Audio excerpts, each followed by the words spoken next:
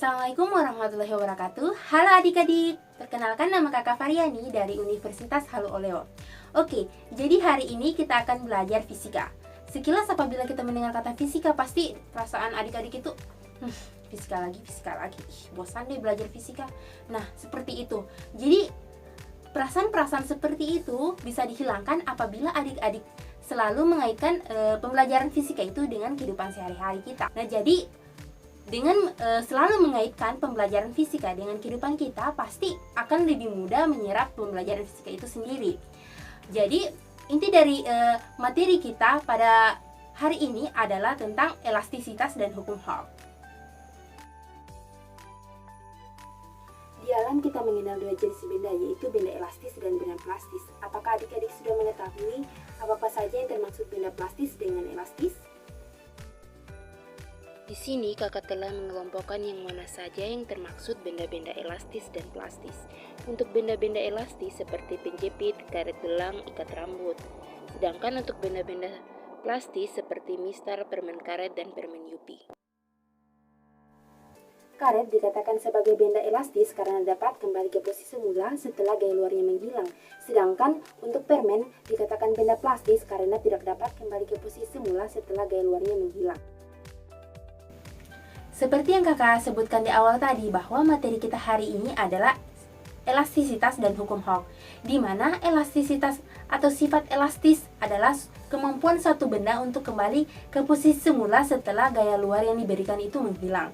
Kemudian, hukum Hall itu sendiri mengkaji seberapa banyak gaya yang dapat diberikan pada sebuah benda yang sifatnya elastis agar tidak melewati batas elastisitasnya. Kemudian, apabila suatu benda diberikan gaya yang melewati batas elastisitasnya, maka benda tersebut akan mengalami kerusakan. Bahkan benda tersebut tidak akan lagi kembali ke posisi semula setelah gaya luar yang diberikan tersebut menghilang. Jadi dengan kata lain, bahwa benda tersebut akan tetap seperti saat setelah diberi gaya tersebut. Ketika kita memberikan gaya pada karet terlalu besar, maka karet akan melewati batas elastisitasnya dan rusak. Oke, kakak di sini memiliki dua contoh benda elastis. Yang pertama ada pegas atau feri yang biasa digunakan pada pulpen, dan yang kedua ada ketapel yang biasa digunakan adik-adik pada saat bermain. Untuk lebih jelasnya, simak pada video berikut.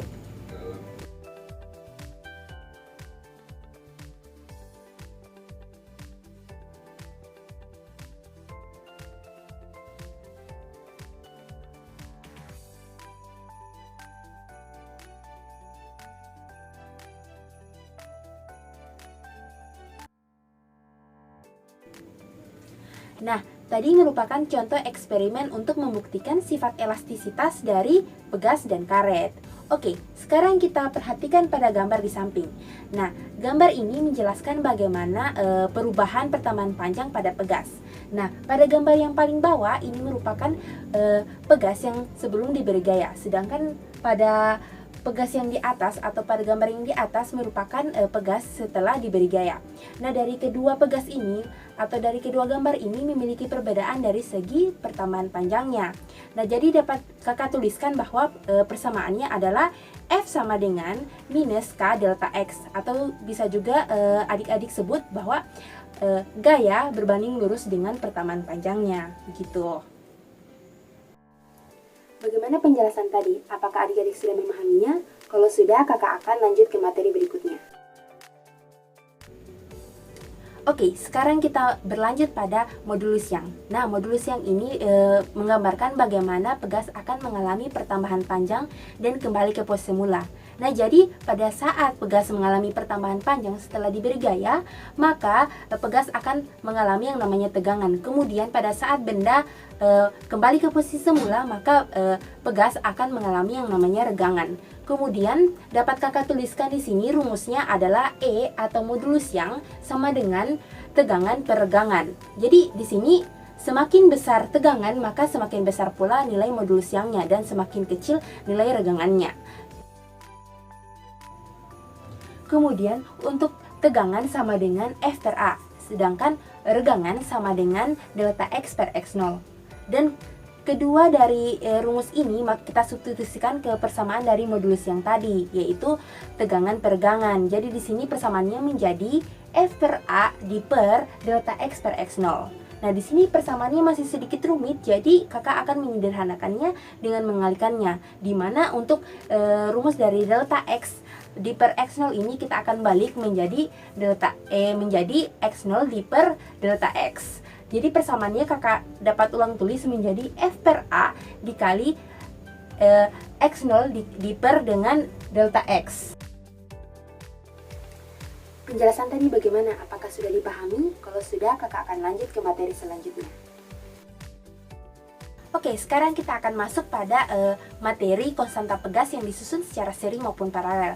Nah, di sini kakak mempunyai gambar pegas yang disusun secara seri atau secara sejajar. Oke, di sini pada saat pegas digantungi sebuah beban, maka akan terjadi pertamaan panjang. Nah, di sini pertamaan panjangnya itu menjadi 2 kali lipat. Secara sistematis kakak dapat menuliskannya menjadi delta X sama dengan delta X1 ditambah delta X2. Di sini juga kita akan menggunakan persamaan sederhana dari elastisitas dan hukum Hooke, yaitu F sama dengan K dikali delta X atau delta X sama dengan F per K. Kemudian kita bisa mengganti persamaan dari delta X sama dengan delta X1 ditambah delta X2 menjadi F per K atau K total atau K seri menjadi sama dengan F per K1 ditambah F per K2. Kemudian juga kita bisa lebih menyederhanakannya menjadi 1 per K atau 1 per KE sama dengan 1 per K1 ditambah 1 per K2. Nah, itu merupakan rumus atau persamaan dari pegas yang disusun secara seri atau konstanta pegas yang disusun secara seri. Kemudian untuk pegas yang disusun secara paralel, di sini setelah diberi sebuah gaya atau sebuah gaya berat, maka pertambahan panjang pegas 1 sama dengan pertambahan panjang pegas 2 begitu. Jadi secara sistematis kakak dapat menuliskannya delta X sama dengan delta X1 sama dengan delta X2, di mana delta X sama dengan F per K. Jadi kita dapat menggantikan persamaan tersebut menjadi F per K paralel sama dengan F per K1 sama dengan F per K2. Kemudian untuk lebih menyederhanakan dari konstanta persamaan pegas paralel ini menjadi K paralel sama dengan K1 ditambah K2. Jadi persamaan yang kita dapatkan untuk konstanta pegas paralel itu K paralel sama dengan K1 ditambah K2 gitu. Bagaimana materi tadi? Apakah adik-adik bisa memahaminya? Semoga bisa ya. Sekarang kakak mempunyai sebuah contoh soal, yaitu dua pegas disusun secara paralel seperti gambar di bawah. Masing-masing pegas mempunyai konstanta pegas 1 100 Newton per meter dan konstanta pegas 2 400 Newton per meter. Pada pegas digantungi beban bermassa 500 gram. Jika percepatan gravitasi 10 meter per sekon kuadrat, maka pertambahan panjang susunan pegas adalah. Sebelum kita menjawab pertanyaan tersebut, adik-adik harus menentukan apa saja yang telah diketahui dari soal seperti konstanta pegas 1 100 Newton per meter, konstanta pegas 2 400 Newton per meter, massa beban 500 gram atau 0,5 kg, percepatan gravitasi 10 meter per sekon kuadrat, dan gaya berat beban sama dengan 5 Newton. Dan di sini ditanyakan pertambahan panjang susunan pegas. Kemudian kita akan mulai menjawab soal. Pertama, adik-adik harus menghitung konstanta pegas gabungan atau pengganti, yaitu K sama dengan K1 ditambah K2 menjadi 100 ditambah 400 sama dengan 500 Newton per meter. Setelah itu, kita akan menggunakan rumus hukum Hooke untuk menghitung pertambahan susunan pegas, yaitu X sama dengan F per K atau W di per K. Jadi masukkan nilai dari gaya berat beban dan konstanta pegas menjadi X sama dengan 5 per 500 disederhanakan menjadi 1 per 100 atau 0,01 meter, dan kakak ubah ke cm menjadi 1 cm. Jadi jawabannya adalah 1 cm. Oke, bagaimana pembelajaran kita tadi? Semoga pembelajaran tadi menyenangkan dan adik-adik dapat memahaminya. Oke, sekian dari kakak. Semoga semuanya bermanfaat. Wassalamualaikum warahmatullahi wabarakatuh.